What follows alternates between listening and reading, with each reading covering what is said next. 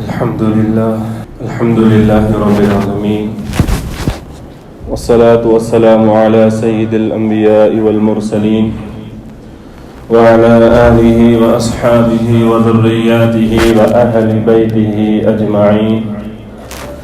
أما بعد،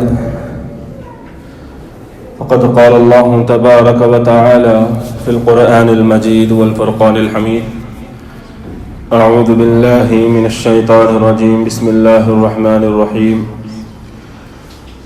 ولا تقولوا لمن يقتل في سبيل الله أموات بل أحياء ولكن لا تشعرون. صدق الله العظيم. بزرگان محترم، نوجوانان ملت اور میرے عزیز دوستو، السلام علیکم ورحمۃ اللہ وبرکاتہ. اللہ تبارک و تعالی نے ہم لوگوں کے اوپر احسان کیا کہ ایک اور نیا سال ہم لوگوں کو عطا فرمایا. جب مسلمانوں کا اسلامی نیا سال شروع ہوتا ہے اور دنیاوی اعتبار سے عیسوی سال شروع ہوتا ہے تو اس میں زمین و آسمان کا فرق ہے. اب جو ہمارا عیسوی سال شروع ہوتا ہے، جیسا اب 2022 چل رہا ہے، اور جیسا کہ آپ حضرات کو معلوم ہے کہ جب دسمبر کی 31 تاریخ ہوتی ہے، نیو ایئر نائٹ جس کو ہم کہتے ہیں، تو اس وقت دنیاوی اعتبار سے لوگ اس کو الگ نظریے سے مناتے ہیں.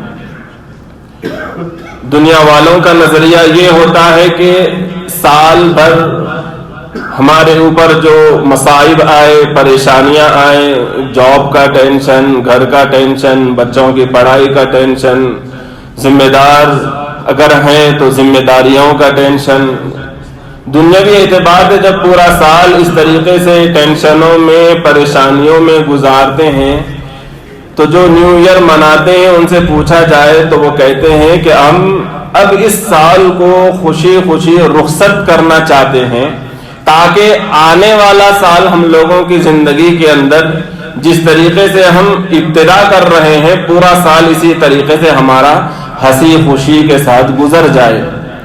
یہ دنیاوی اعتبار سے سوچنے کا لوگوں کا نظریہ ہے، لیکن اسلام ہمیں اس کے بالکل برخلاف تعلیم دیتا ہے.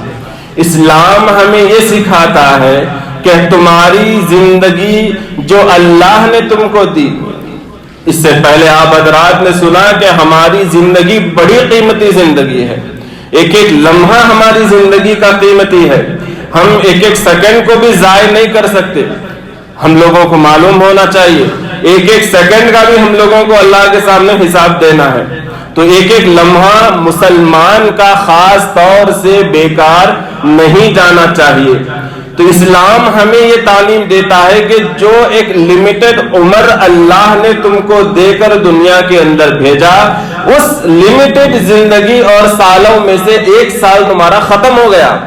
اب تم لوگ اس آخری رات کے اندر جب نیا سال شروع ہوگا، اس رات میں خوشی نہیں منانا بلکہ تم اپنا محاسبہ کرنا، اپنے بارے میں سوچنا، اپنے اندر جھانکنا کہ یہ جو میری زندگی کا ایک سال ختم ہو گیا، اس زندگی کے اندر، اس ایک سال کے اندر میں نے کیا کیا کارنامے کیے، کتنے کام ایسے کیے جس سے اللہ راضی ہوتا ہے، کتنے کام ہم لوگ ایسا کرے جس سے اللہ ناراض ہوتا ہے. یہ محاسبہ کرنے کی تعلیم اسلام ہم لوگوں کو دیتا ہے. خوشیاں منانے کی اور رات بھر جاگ کر مشروبات پینے کی اجازت نہیں دیتا. ادھر ادھر پھرنے کی، سیر و تفریح کرنے کی اجازت اسلام نہیں دیتا. عام دنوں کے اندر آپ جائیے، گھومیے پھریے، کیا پینا ہے پیئے، جو حلال چیزیں ہیں اسلام آپ کو نہیں روکتا. لیکن جب سال ہماری زندگی کا ختم ہو رہا ہے تو ہمیں اللہ کے نبی صلی اللہ علیہ وسلم نے یہ تعلیم دی کہ ہم اپنا محاسبہ کریں. حاسبوا قبل ان تحاسبوا، اپنا حساب ہم خود کرنا. ہمارا حساب اللہ کے سامنے لیے جانے سے پہلے ہم لوگوں کو ہمارا حساب خود کرنا ہے. تو اسلام یہ تعلیم ہم لوگوں کو دیتا ہے. تو لہذا آپ حضرات کو معلوم ہونا چاہیے کہ اسلام کا نیا سال محرم کے مہینے سے شروع ہو چکا ہے، اور الحمدللہ آج اس کی 6 تاریخ ہے۔ سال شروع بھی ہو گیا اور 6 دن بھی گزر گئے۔ ہم لوگوں میں سے کتنے لوگ ایسے ہیں ان کو معلوم کہ اسلام کا بھی نیا سال شروع ہو چکا ہے؟ معلوم ہے کسی کو کہ اسلام کا نیا سال شروع ہوا ہے؟ بہت کم مسلمان ہیں جنہیں چاند کی تاریخ کے بارے میں نالج ہوتی ہے، علم ہوتا ہے کہ آج کون سی تاریخ ہے، کون سا مہینہ چل رہا ہے۔ لیکن ایسے تاریخ ہم لوگوں کو معلوم ہوتے ہیں کہ جس میں ہم لوگوں کا کچھ فائدہ ہے، جیسا کہ رمضان ہے، رمضان کا مہینہ ہم لوگوں کو معلوم رہتا۔ ذی الحجہ کا مہینہ ہے کیونکہ اس میں بقرعید ہے، یہ مہینے کا نام چونکہ بار بار سنتے رہتے معلوم رہتا کہ ذی الحجہ کا مہینہ ہے۔ اسی طریقے سے ربیع الاول کا مہینہ ہے۔ کیوں ربیع الاول کا مہینہ ہم لوگوں کو یاد رہتا ہے؟ اس لیے یاد رہتا ہے کہ اس میں نبی کریم صلی اللہ علیہ وسلم کی ولادت باسعادت ہوئی، کیونکہ اس میں جلوس نکالنا رہتا، جلسے کرنا رہتا، یہ وہ سب کام ایک مہینے کے اندر ہم لوگوں کو یاد آتے۔ رسول اللہ صلی اللہ علیہ وسلم کی محبت پورے سال ہمارے دلوں کے اندر دفن ہو جاتی ہے، لیکن ربیع الاول کا مہینہ جیسا آتا ہے رسول اللہ کی محبت ہمارے دل میں پھوٹ پھوٹ کر نکلنا شروع ہو جاتی ہے۔ اس کو محبت نہیں کہا جاتا۔ تو رسول اللہ صلی اللہ علیہ وسلم کی ولادت باسعادت ہوئی، اس لیے ربیع الاول کا مہینہ یاد ہے۔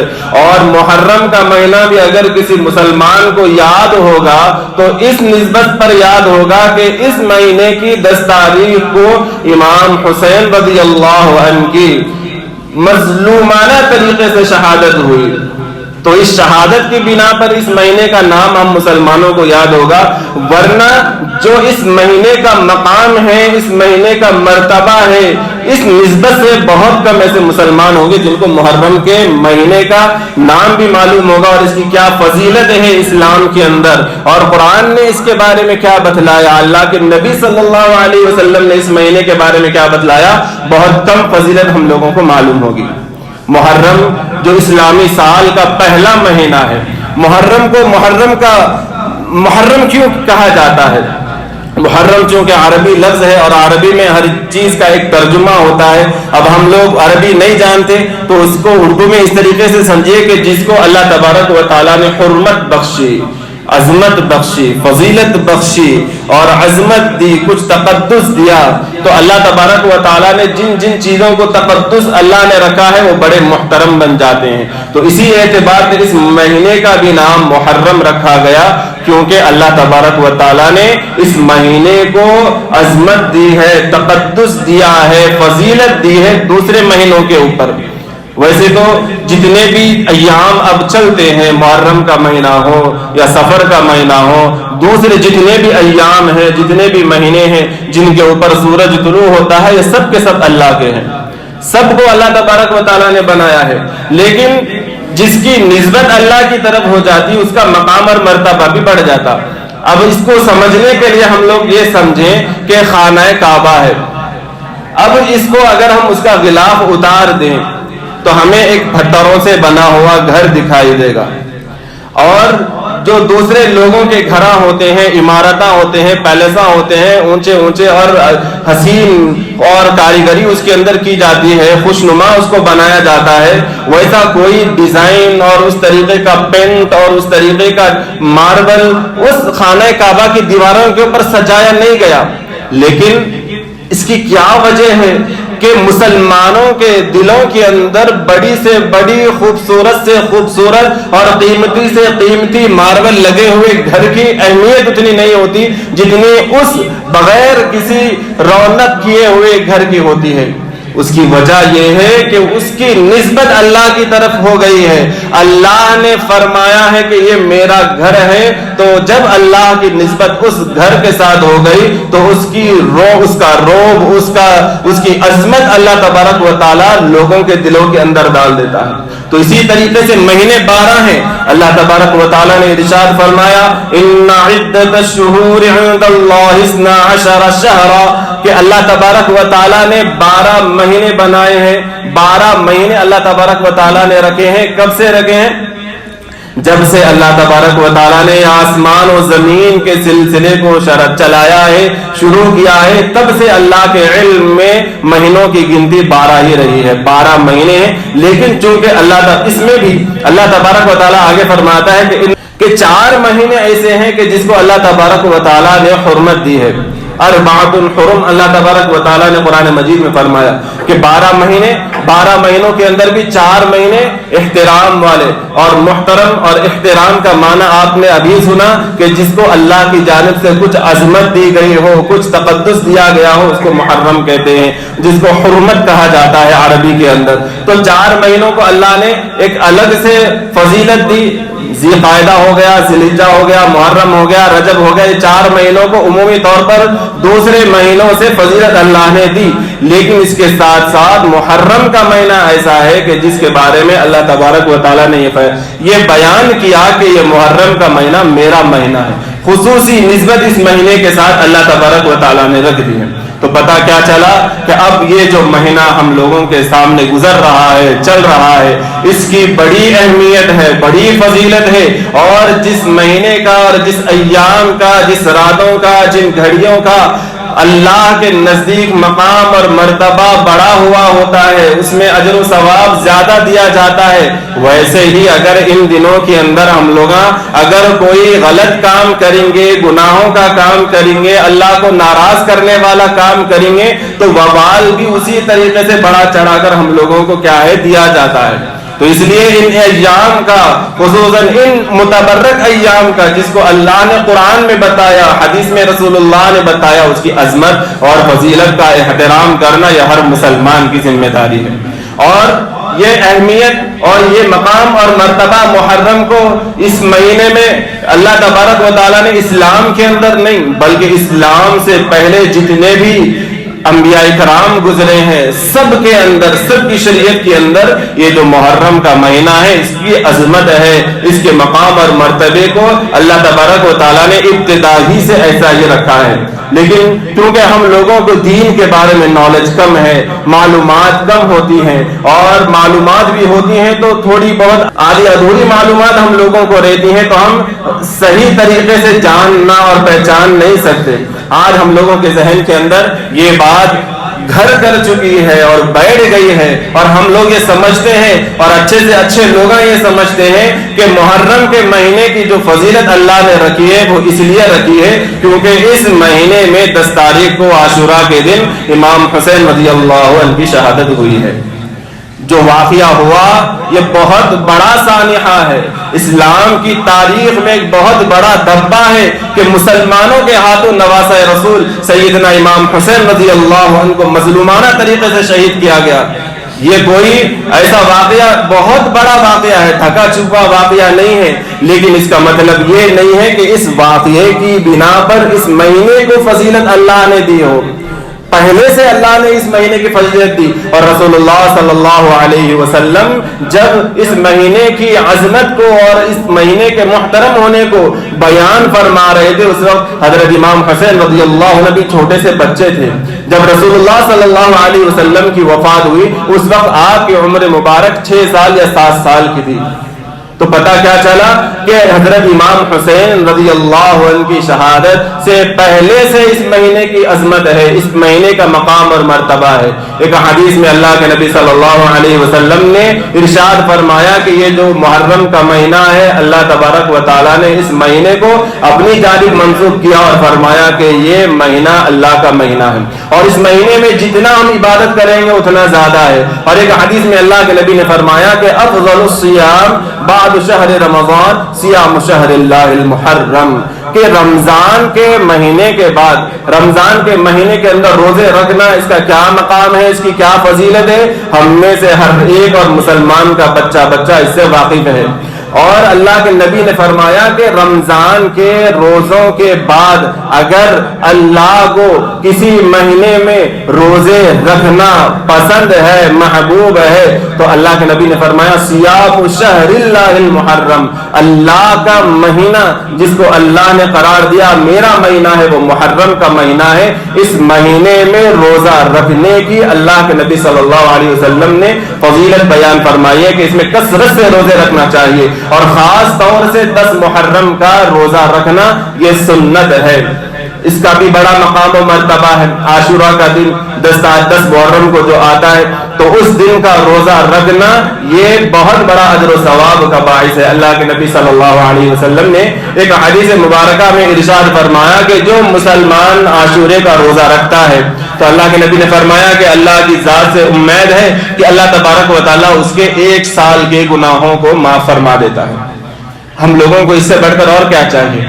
ہم پوری زندگی گناہ کرتے رہیں, پورا سال اللہ کی نافرمانی کرتے رہیں. اللہ تبارک و تعالیٰ کتنا کریم ہے کہ ایسے موقع اللہ تبارک و تعالیٰ ہم لوگوں کو فراہم کرتا ہے کہ ہم ایک دن کچھ ایسا عمل کر لیتے ہیں کہ جس کی برکت سے اللہ ہمارے گناہوں کو معاف فرما دیتا ہے. اور جہاں کہیں حدیث کے اندر ہم لوگوں کو یہ باتیں ملتے ہیں کہ اللہ یہ عمل کر لیں گے تو ہمارے یہ کتنے گناہ معاف کر دیں گا, یہ عمل کریں گے, وضو کرتے ہیں تو ہمارے ہاتھوں سے جو گناہ ہم نے کیے وہ معاف, چہرہ دھوتے ہیں تو چہرے سے جو گناہ کیے وہ معاف, پیراں دھوتے ہیں تو پیروں سے جو گناہ کرے وہ گناہ معاف ہو جاتے ہیں. اور جو دوسرے فضائل ہیں, وضو بنا کر گھر سے نکل کر مسجد آئے تو ایک ایک قدم کے اوپر اللہ ایک ایک گناہ معاف کر رہا ہے. تو جو بھی گناہ معاف کرنے کا اللہ کے نبی صلی اللہ علیہ وسلم نے احادیث کے اندر تذکرہ کیا ہے اس سے مراد صغیرہ گناہ ہوتے ہیں.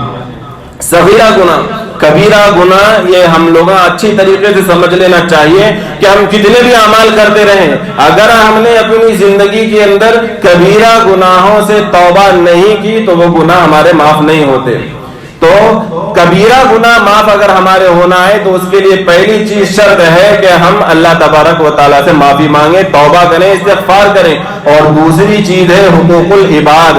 اگر ہم نے کسی کا مال کھایا ہے, کسی کے اوپر تہمت لگائی ہے, کسی کے اوپر بہتان لگایا ہے, کسی کی حق تلفی کی ہے, کسی کا پیسہ مارا ہے, کسی کا پیسہ ناحق لے لیا ہے, کسی کی پراپرٹی ناحق قبضہ ہم نے کر لی ہے, اس طریقے سے ایسا عمل جس سے ہمارے دوسرے مسلمان بھائی کا تعلق جڑ گیا ہے, تو جب توبہ بھی اگر ہم اس عمل سے کر لیں گے تو اللہ معاف نہیں کرے گا. یہ اتنا بڑا جرم ہے. حقوق العباد بہت بڑا سخت گناہ ہے. اس کے اندر اگر ہم نے کمی اور کوتاہی کر دی, حق مار دیا اپنے مسلمان بھائی کا, تو توبہ بھی کر لیں پوری زندگی تو معاف نہیں ہوگا جب تک وہ بندہ جس کا ہم نے حق مارا ہے جب تک وہ معاف نہیں کرتا اللہ بھی معاف نہیں کرتا. تو جتنے بھی اعمال ہیں جس میں اللہ کے نبی نے بیان کیا کہ ہمارے گناہ معاف کر دیے جاتے ہیں, کہ 1 سال کے گناہ, جیسا ہم نے اس سے پہلے سنا عرفے کا روزہ ہم رکھیں گے, 1 سال آنے والے, 1 سال پچھلے, 2 سال کے گناہ اللہ معاف کر دیتا ہے. تو اب اس کا مطلب یہ نہیں کہ اب ہم روزہ رکھ لیے عرفات کو اور اسی طریقے سے 10 محرم کو ہم روزہ رکھ لیے, ہمارے گناہ معاف ہو گئے, اب ہم من چاہی زندگی گزارے, جیسی چاہے زندگی گزارے. نہیں, یہ اللہ تبارک و تعالیٰ نے مواقع ہم لوگوں کو فراہم کیے ہیں تاکہ ہم اور زیادہ کچھ اچھے اعمال کر کر اپنی آنے والی زندگی, اپنی آخرت کو اور زیادہ عمدہ سے عمدہ بنا سکیں. تو یہ جو عاشورہ کا روزہ اللہ کے نبی صلی اللہ علیہ وسلم نے بیان فرمایا, اس کی بڑی اہمیت ہے, فضیلت ہے, اور اللہ کے نبی نے فرمایا کہ 1 سال کے گناہ اللہ تبارک و تعالیٰ معاف کر دیتا ہے. اور اس کی اہمیت اور فضیلت کو سمجھنے کے لیے یہ بات کافی ہے کہ جب تک رمضان کے مہینے فرض نہیں کیے گئے تھے, فرضیت نہیں اتری تھی, اس سے پہلے تک یہ عاشورے کا 10 محرم کا روزہ رکھنا مسلمانوں کے اوپر فرض تھا.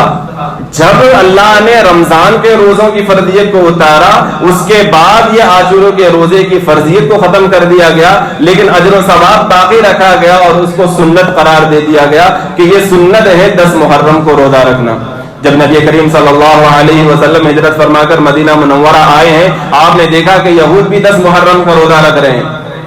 اس وقت تک رسول اللہ صلی اللہ علیہ وسلم مکے کے اندر جب تک تھے آپ بھی روزہ رکھتے تھے, اور مشرکین جو کفار تھے وہ بھی 10 محرم کے احترام میں 10ویں تاریخ کا وہ بھی روزہ رکھا کرتے تھے. مکے میں جب تک رسول اللہ صلی اللہ علیہ وسلم تھے آپ نے مکے کے اندر بھی روزہ رکھا ہے. جب آپ مدینہ آئے ہیں, مدینے میں بھی آپ نے جب تک رہے ہیں آپ 10 محرم کا روزہ رکھا کرتے تھے. تو آپ کے سامنے یہ بات آئی کہ جو مدینے کے یہودی ہیں وہ بھی کیا ہے 10 محرم کا روزہ رکھ رہے ہیں. رسول اللہ صلی اللہ علیہ وسلم نے وجہ پوچھی کہ اس دن کا روزہ رکھنے کی کیا وجہ ہے, کچھ خاص وجہ ہے جس کی وجہ سے تم رکھ رہے ہو؟ تو ان لوگوں نے بتلایا کہ 10 محرم کے دن ہی حضرت موسیٰ علیہ السلام کو فرعون اور اس کی قوم سے اللہ تبارک و تعالیٰ نے نجات دی تھی. تو اس وجہ سے ہم کیا ہے شکرانے کے طور پر، اور جو اتنا بڑا انعام حضرت موسیٰ علیہ السلام اور ان کی بنی اسرائیل پر ہوا تھا، اس کے شکرانے میں ہم لوگ کیا ہے 10 تاریخ کا روزہ رہتے ہیں۔ نبی کریم صلی اللہ علیہ وسلم نے ارشاد فرمایا نحن احق بموسیٰ، ہم تو اور زیادہ حق رکھتے ہیں حضرت موسیٰ علیہ السلام سے محبت کا اور وفا کا، کیونکہ ہم مسلمان ہیں۔ نبی کریم صلی اللہ علیہ وسلم پر جیسا ہم لوگوں کا ایمان ہے، آپ سے پہلے جتنے بھی انبیاء کرام گزرے ہیں سب کے اوپر ایمان لانا یہ بھی ایک مسلمان کے لیے ضروری ہے۔ اگر کوئی رسول اللہ صلی اللہ علیہ وسلم کو مانتا ہے اور جتنے نبی اس سے پہلے گزرے ہیں وہ تمام نبیوں کو نہیں مانتا تو وہ مسلمان نہیں۔ اسی طریقے سے پوری زندگی اسلام کے اوپر گزارتا رہا، لیکن مرنے کے بعد جو آنے والی زندگی ہے اس کا انکار کر دیا اور کہنے لگا کہ میں نہیں مانتا، لوگوں دنیاوی ماحول میں رہتے ہوئے لوگوں کے ذہن کے حساب سے اپنا ذہن بنا کر یہ سمجھنا شروع کر دیا کہ یہی زندگی اصل زندگی ہے، مرنے کے بعد کچھ بھی نہیں ہے، مٹی مٹی ہو جائیں گے، آخرت کا انکار اگر کر دے تب بھی کیا ہے مسلمان نہیں رہتا، اسلام کے دائرے سے نکل جاتا ہے۔ تو میں عرض کر رہا تھا کہ یہ جو اس دن کی فضیلت ہے پہلے ہی سے ہے۔ نبی کریم صلی اللہ علیہ وسلم جب آئے مدینے میں پوچھا تو بتلایا گیا، تو موسیٰ علیہ السلام سے محبت کا تقاضا یہ ہے کہ ہم بھی اس دن روزہ رکھا کریں، لیکن یہ بات سامنے آئی کہ وہ بھی 10 تاریخ کو روزہ رکھ رہے ہیں، ہم بھی 10 تاریخ سے روزہ رکھ رہے ہیں، تو دونوں کے درمیان میں مشابہت ہو گئی، یہودیوں کی مشابہت گویا ہم کرنے والے ہو گئے۔ اور دوسرے حدیثوں کے اندر اللہ کے نبی نے فرمایا کہ دوسرے قوموں کی مشابہت اختیار کرنے سے ہم اپنے آپ کو بچائیں، دنیاوی اعتبار سے بھی ہم اپنے آپ کو بچائیں۔ اب یہاں پر دیکھیے غور کرنے کا مقام ہے، عبادت ہے، عبادت کے اندر بھی اللہ کے نبی صلی اللہ علیہ وسلم کو یہ بات پسند نہیں تھی کہ ایک مسلمان کسی دوسری قوم کی مشابہت اختیار کرے، کیونکہ اللہ کے نبی نے فرمایا کہ من تشبہ بقوم فہو منہم، کہ جو جس قوم کی مشابہت اختیار کرتا ہے آخرت میں اس کو اسی کے ساتھ اٹھایا جاتا ہے۔ اگر آج ہم مسلمان رہتے ہوئے رسول اللہ صلی اللہ علیہ وسلم کو اپنا آئیڈیل مانے بغیر، آپ کو فالو کرے بغیر کسی اور کو فالو کرتے ہیں، کسی اور کو اپنا آئیڈیل بناتے ہیں اور اسی کے نقش قدم پر طور طریقے پر اس کو فالو کرتے ہوئے زندگی گزارتے ہیں، تو ہمارا اختتام اسی طریقے سے ہوگا جیسا ان کا ہوا، اور ہم اسی طریقے سے اٹھائے جائیں گے جیسا ان کو اٹھایا جائے گا۔ تو اس لیے احتیاط برتنے کی ضرورت ہے، جس کو بولے اس کو فالو کرنے کی اور اس کا اسٹائل اپنانے کی، اس کو فالو کرنے کی ضرورت نہیں۔ دنیا کے اندر، تاریخ کے اندر سب سے بہترین انسان جو ہے وہ اللہ تبارک و تعالیٰ نے ہم لوگوں کو دیا، اور ہماری نسبت ان کی طرف ہے، اور وہ صرف رسول اللہ صلی اللہ علیہ وسلم کی ذات اطہر ہے۔ اور یہ ایسی نسبت ہے کہ دنیا کے اندر بھی ہم لوگ کامیاب ہو جائیں گے اگر ہم آپ کو فالو کریں گے، اور آخرت کی کامیابی کا تو اللہ تبارک و تعالیٰ نے وعدہ کر رکھا ہے کہ جو اللہ کے نبی صلی اللہ علیہ وسلم کی اطاعت اور فرمانبرداری کرے گا آخرت میں وہ کامیاب ہوگا۔ تو اس لیے اللہ کے نبی صلی اللہ علیہ وسلم نے یہ ارشاد فرمایا کہ 10 تاریخ کا روزہ تو رکھو، 10 محرم کا، لیکن عمل اس کے ساتھ یہ کرو کہ ایک دن اضافہ کر لو، 10 کے ساتھ یا تو ایک دن پہلے 9 کا روزہ ملا لو، یا 10 کے بعد یا 11 کا روزہ ملا لو۔ اس طریقے سے کیا ہے محرم کے 2 روزے رکھنے کی اللہ کے نبی صلی اللہ علیہ وسلم نے یہ تعلیم دی۔ لیکن جس سال آپ نے یہ ارشاد فرمایا تھا اسی سال آپ کا وصال ہو گیا، آئندہ سال تک کا موقع نہیں آیا، تو آپ نے وہ عمل نہیں کیا، چونکہ پہلے ہی آپ نے بتلا دیا تھا کہ مشابہت اختیار نہیں کرنا ہے، اس لیے کیا ہے 2 دن کا روزہ رکھنا ہے، 10 کے ساتھ 9 کو ملانا ہے اور 10 کے ساتھ یا 11 کو ملانا ہے۔ اس طریقے سے 2 دن کا روزہ ہم لوگوں کو اس دن کے اندر رکھنا ہے۔ تو یہ ہے ان ایام کی اہمیت اور فضیلت۔ اور چونکہ اس دن کے اندر 10 محرم کے اندر، عاشورہ کے اندر جو اسلامی اعتبار سے، اسلام کی تاریخ کے اعتبار سے، مسلمانوں کی تاریخ کے اعتبار سے بہت بڑا سانحہ تھا، اور چونکہ ظالم بھی مسلمان تھے، مظلوم بھی ظاہر سی بات ہے مسلمان ہے، تو اس میں اور زیادہ یہ مسلمانوں کی تاریخ کے اوپر دبا ہے کہ ایسے مسلمان کے مسلمانوں کے ہاتھوں ہی نواسہ رسول جس کے ہم نام لیوا ہیں انہی کے اہل بیت کو کیا ہے اس وقت مسلمانوں نے سولی پر چڑھا دیا، اللہ کے راستے میں کیا ہے شہید کر دیا گیا۔ تو حضرت امام حسین رضی اللہ عنہ جو جگر گوشہ بطول ہیں، نواسہ رسول ہیں صلی اللہ علیہ وسلم، جب آپ کی عمر چھوٹی سی تھی اور آپ کے بڑے بھائی حسن اور حسین یہ جو دونوں حضرات ہیں ان کی بے شمار فضیلت ہے. ابھی چھوٹے سے بچے ہیں لیکن تبھی سے اللہ کے نبی صلی اللہ علیہ وسلم نے بے شمار فضائل ان کے بیان فرمائے. ایک حدیث میں فرمایا کہ سیدہ شباب اہل الجنہ، کہ جنت میں جو نوجوان ہوں گے نوجوانوں کے سردار ہیں حسن اور حسین. اتنی بڑی فضیلت. اور ایک جگہ اللہ کے نبی نے فرمایا اے اللہ میں ان سے محبت کرتا ہوں لہذا تو بھی ان سے محبت کر، اور جو ان سے محبت کرتا ہے تو اے اللہ ان سے بھی تو محبت کر. تو یہ مقام اور مرتبہ بچپن ہی سے اللہ کے نبی صلی اللہ علیہ وسلم نے بڑے بڑے فضائل آپ امام حسین اور حسن رضی اللہ عنہ کے بارے میں بیان فرمائے ہیں. جیسا کہ آپ کے سامنے بات آئی کہ جب رسول اللہ صلی اللہ علیہ وسلم کا وصال ہوا اس وقت حضرت امام حسین رضی اللہ عنہ کی عمر تقریباً 6 سال یا 7 سال کی رہی. اس کے بعد حضرت ابوبکر صدیق رضی اللہ عنہ کا دور خلافت آیا، اس میں 8-9 سال کے قریب آپ کی عمر مبارک رہی. اس کے بعد حضرت عمر رضی اللہ عنہ کا دور خلافت آیا. تب تک حضرت امام حسین کی عمر ذرا بڑھ چکی تھی. بیت المال سے حضرت عمر رضی اللہ عنہ نے آپ کا کیا ہے وظیفہ بھی جاری کر دیا تھا. اس کے بعد جب حضرت عثمان رضی اللہ عنہ کا دور خلافت آیا اس وقت تک پورے شباب تک امام حسین رضی اللہ عنہ پہنچ چکے تھے.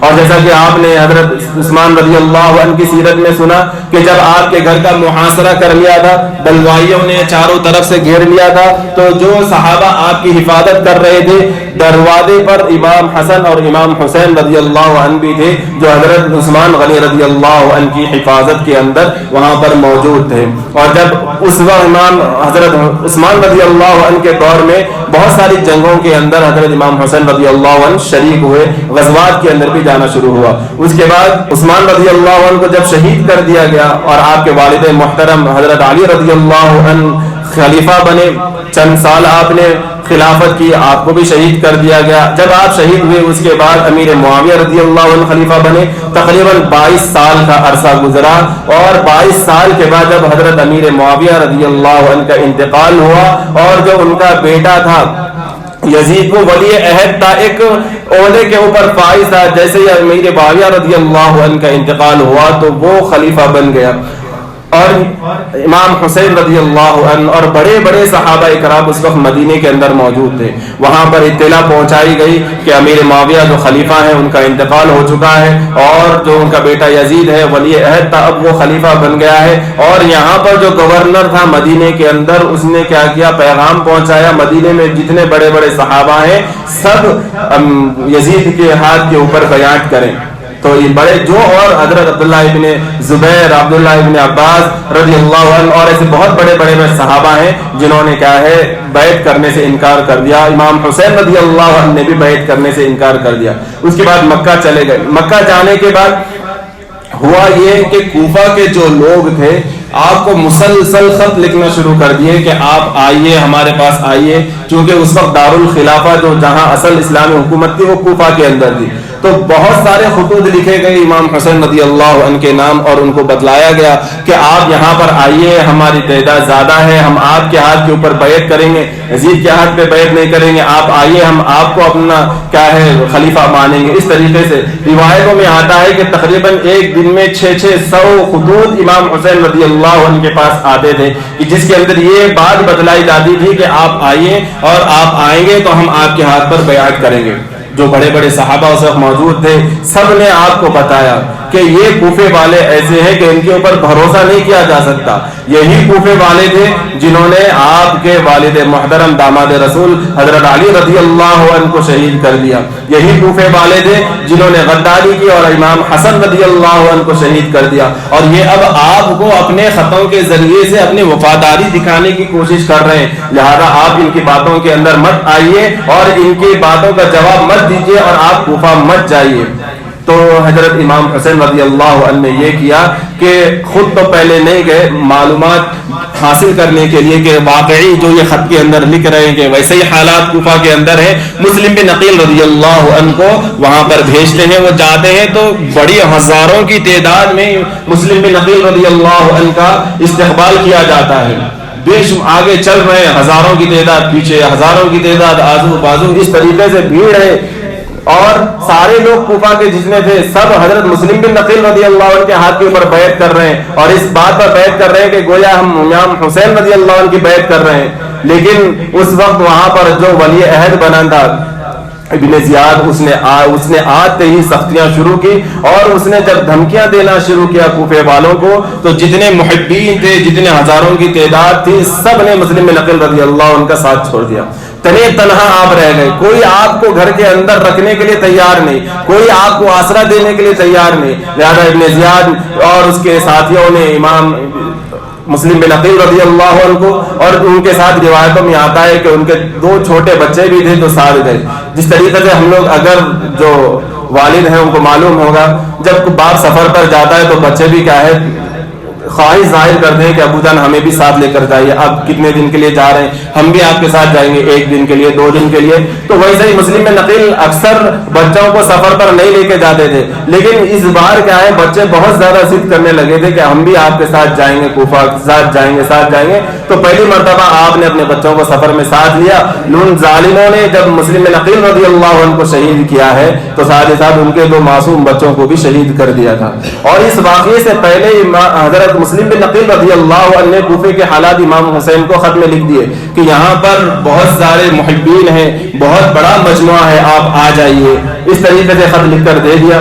اب وہاں پر خط پہنچ گیا مدینے کے اندر، اب وہاں مکے کے اندر، مکے سے آپ نکل رہے ہیں، بڑے بڑے صحابہ آپ کو روک رہے ہیں کہ مت جائیے. ان لوگوں کا کچھ بھی اعتبار نہیں، کوفہ والے بڑے خراب، ان لوگوں کا بھروسہ نہیں کر سکتے، مت جائیے. لیکن امام حسین رضی اللہ عنہ چونکہ ارادہ کر چکے تھے، آپ سفر کے لیے تیار ہو گئے، اور ساتھ ہی ساتھ اپنے اہل بیت کو بھی ساتھ لے کر جانا شروع کر دیے. لہذا آپ درمیانے راستے پر آئے ہیں.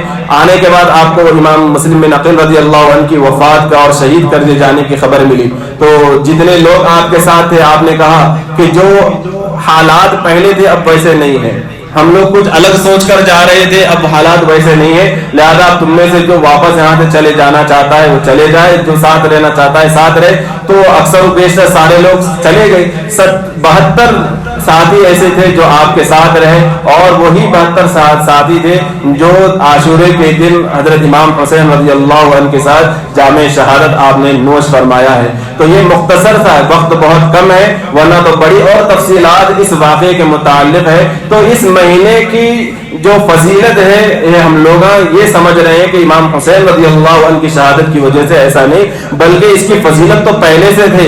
اللہ نے فضل یہ کیا کہ امام حسین رضی اللہ عنہ کی شہادت کے لیے ایسے دن کا انتخاب اللہ نے کیا کہ جس کی عظمت اور جس کا احترام اور جس کے تقدس پہلے ہی سے اسلام کے اندر بہت زیادہ بڑا ہوا ہے. تو ایسے دن کے اندر اللہ تبارک و تعالیٰ نے آپ کو جام شہادت عطا کیا. تو یہ غم کرنے کا موقع نہیں ہے. اللہ تبارک و تعالیٰ نے ارشاد فرمایا وَلَا تَقُولُوا لِمَن يُقْتَلُ فِي سَبِيلِ اللَّهِ أَمْوَاتٌ، جو اللہ کے راستے میں شہید کر دیے گئے ان کو مرداد تک کہنے کی اجازت نہیں ہے. چاہے کہ ہم ان کے شہید ہونے کا غم کریں، ماتم کریں، اس کی اجازت شریعت ہم لوگوں کو نہیں دیتا.